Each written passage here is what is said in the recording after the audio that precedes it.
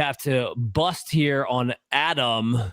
Bust here on Adam. Why do you hate Bijan so much? Because, he's got Saquon still as number one, like a fool. I don't even know. And me and Chase are over here, we got Bijan Robinson at number one. So to tell me, Adam, what makes you think Saquon Barkley, when we haven't had a running back repeat in forever for RB1 overall, is going to be able to do it this time?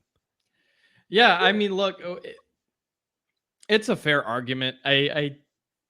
This tier is so freaking close, especially towards the top here. That's part of it. I think this is just such a great system fit for Saquon, and not that it isn't for Bijan, who I think the situation got even a little bit better, but the gap between what Saquon did last year and everyone else was just so large, relatively. I think on a points per game basis, in half it was something like what was it, 21.2 versus 19.5 being next, or somewhere along those lines. It's a reasonable gap, just to where I felt like even if Saquon drops down a little bit on the efficiency with how many touches he got, which is a real concern, I'm a big fan of a really fast, athletic running back behind a really good offensive line with an offensive system that's not changing much.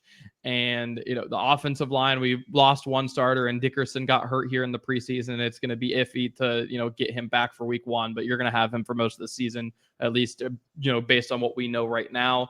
It's hard for me to leapfrog Saquon. To me, that's where it's just I have to build an argument to leapfrog him because of how good he was. And I just couldn't quite bring myself to get there.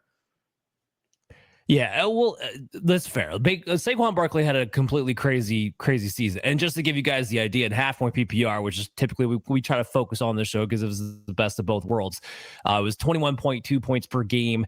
Next was Jahmyr Gibbs at 19.8 and Derrick Henry at 19.2 to round out the top three for the entirety of the season. Chase, I'm gonna talk about Bijan real quick, and you can piggyback off of it and tell me what you think. But here's why I have Bijan number one, and that is because, from week 6 through 18, he was the RB1. He had 21.1 points per game. Jahmyr Gibbs was actually number two at just over 20 points per game during that stretch. So what was the difference? Is the first 5 weeks, he was only averaging 11.7 points per game those first 5 weeks. The offense wasn't quite clicking right. I think we were finding out slowly that Kirk Cousins was not going to be Kirk Cousins of old. That had a lot to do with it. But then we also saw increases when the Falcons decided they were going to stop including Algier to the level that they were.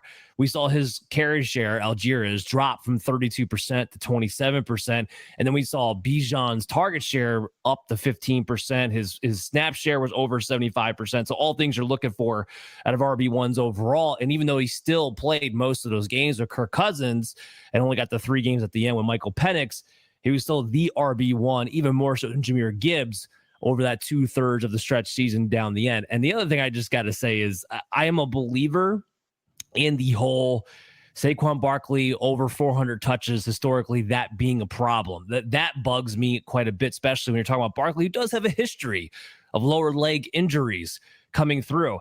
Not only get too crazy on him, I have it number 4, which is the lowest of our crew.